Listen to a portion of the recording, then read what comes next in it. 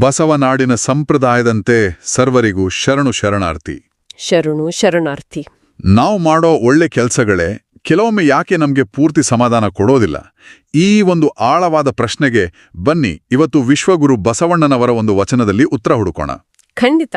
ಆ ಚರ್ಚೆ ಶುರು ಮಾಡೋ ಮುನ್ನ ನಮ್ಮ ಬಯರು ಬಯಲನೆ ಬಿತ್ತಿ ಯೂಟ್ಯೂಬ್ ಚಾನಲ್ ಅನ್ನು ಸಬ್ಸ್ಕ್ರೈಬ್ ಮಾಡೋ ಮೂಲಕ ನಮ್ಮನ್ನು ಪ್ರೋತ್ಸಾಹಿಸಿ ಅಂತ ಕೇಳ್ಕೊಳ್ತೀನಿ.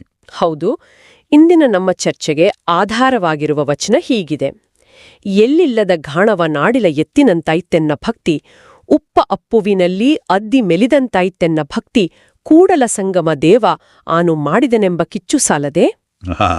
ಈ ರೂಪಕಗಳು ಕೇಳಕ್ಕೆ ತುಂಬ ಸರಳ, ಆದರೆ ಅವುಗಳ ಹಿಂದಿರೋ ನೋವು ಬಹಳ ಆಳವಾಗಿದೆ ಅನ್ಸುತ್ತೆ. ಎಳ್ಳಿಲ್ಲದ ಗಾಣ ಮತ್ತೆ ನೀರಲ್ಲಿ ಕರಗಿದ ಉಪ್ಪು, ಇವೆರಡು ಕೇವಲ ವ್ಯರ್ಥ ಶ್ರಮ ಮಾತ್ರನಾ ಅಥವಾ ಒಂದ್ ರೀತಿ ಭ್ರಮೇನೂ ಇದೆಯಾ ಇದರಲ್ಲಿ? ಅಂದ್ರೆ ಆ ಎತ್ತು ತಾನು ಎಣ್ಣೆ ತೆಗಿತಿದ್ದೀನಿ ಅನ್ಕೊಂಡಿರ್ಬೋದಲ್ವಾ? ಅತ್ಯುತ್ತಮವಾದ ಮಾತು. ನೀವು ಹೇಳಿದ್ದು 100ಕ್ಕೆ 100 ನಿಜ.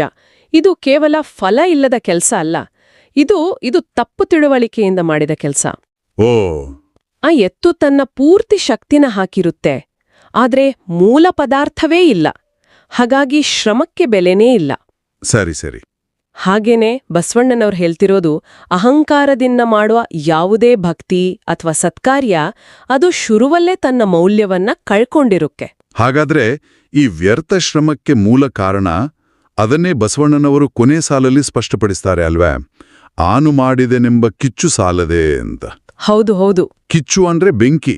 ಸಾಮಾನ್ಯವಾಗಿ ಬೆಂಕಿಗೆ ಶುದ್ಧಿ ಮಾಡುವ ಗುಣ ಇದೆ, ಆದ್ರೆ ಇಲ್ಲಿ ಬಸವಣ್ಣನವರು ಅದನ್ನ ಒಂದು ವಿನಾಶಕ ಶಕ್ತಿಯಾಗಿ ಯಾಕೆ ಬಳಸ್ತಿದ್ದಾರೆ ನೋಡಿ.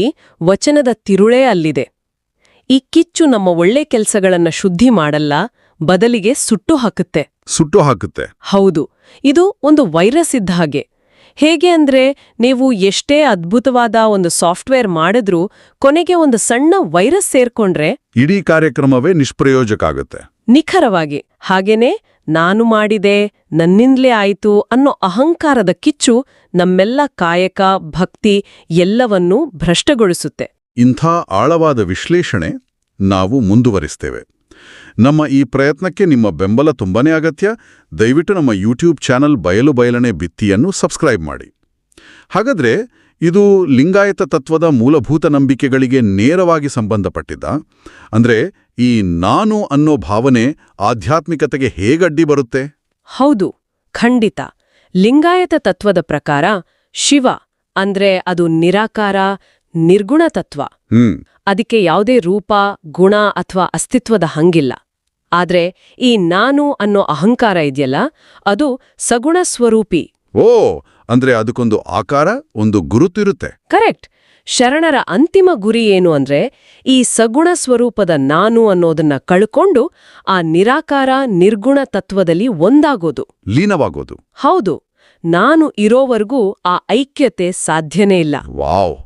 ಅಂದ್ರೆ ನಾವು ಮಾಡುವ ಒಳ್ಳೆ ಕೆಲಸಗಳು ನಮ್ಮನ್ನ ಆ ನಿರಾಕಾರ ತತ್ವದ ಕಡೆಗೆ ಕರ್ಕೊಂಡು ಹೋಗೋ ಬದಲು ನಮ್ಮ ನಾನು ಅನ್ನೋ ಆಕಾರವನ್ನೇ ಇನ್ನೂ ಗಟ್ಟಿ ಮಾಡಿದ್ರೆ ಆ ಕೆಲಸಗಳೆಲ್ಲ ವ್ಯರ್ಥವಾದಂತೆ. ಇದು ಕೇವಲ ಆಧ್ಯಾತ್ಮಿಕತೆಗೆ ಸೀಮಿತ ಅಲ್ಲ ನೋಡಿ, ನಮ್ಮ ವೃತ್ತಿ ಜೀವನದಲ್ಲೂ ಅಷ್ಟೇ. ಒಂದು ದೊಡ್ಡ ಪ್ರಾಜೆಕ್ಟ್ ಯಶಸ್ವಿ ಆದ ಮೇಲೆ ಇದು ನನ್ನಿಂದಲೇ ಸಾಧ್ಯವಾಯಿತು ಅನ್ನೋ ಭಾವನೆ ತಂಡದ ಉಳಿದವರ ಸ್ಫೂರ್ತಿಯನ್ನೇ ನಾಶ ಮಾಡುತ್ತೆ. ಖಂಡಿತ.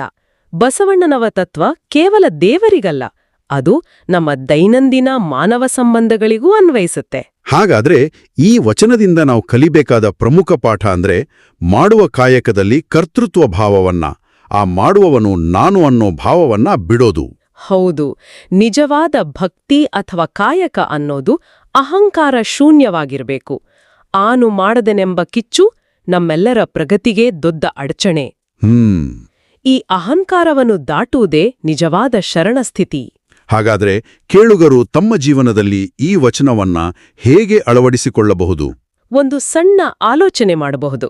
ನಮ್ಮ ದೈನಂದಿನ ಜೀವನದಲ್ಲಿ ಸಣ್ಣಪುಟ್ಟ ಕೆಲಸಗಳಿಂದ ಹಿಡಿದು ದೊಡ್ಡ ಸಾಧನೆಗಳವರೆಗೆ ನಾನು ಮಾಡಿದೆ ಎಂಬ ಭಾವ ಎಷ್ಟು ಬಾರಿ ನಮ್ಮನ್ನು ಆವರಿಸುತ್ತೆ ಅಂತ. ಹೌದು, ಯೋಚಿಸಬೇಕಾದ ವಿಷಯ. ಭಾವ ಬಂದಾಗೆಲ್ಲ ಬಸವಣ್ಣನವರ ಈ ಕಿಚ್ಚಿನ ಎಚ್ಚರಿಕೆ ನಮ್ಮನ್ನು ಸರಿದಾರಿಯಲ್ಲಿ ನಡೆಸಲಿ. ಈ ವಿಶ್ಲೇಷಣಾ ಸರಣಿಗೆ ಮಾರ್ಗದರ್ಶನ ನೀಡುತ್ತಿರುವ ಕಾಯಕ ಫೌಂಡೇಶನ್ ಹಿರೇಬಾಗೇವಾಡಿ ಸಂಸ್ಥೆಯವರಿಗೆ ನಮ್ಮ ಧನ್ಯವಾದಗಳು. ಎಲ್ಲರಿಗೂ ಶರಣು ಶರಣಾರ್ಥಿ.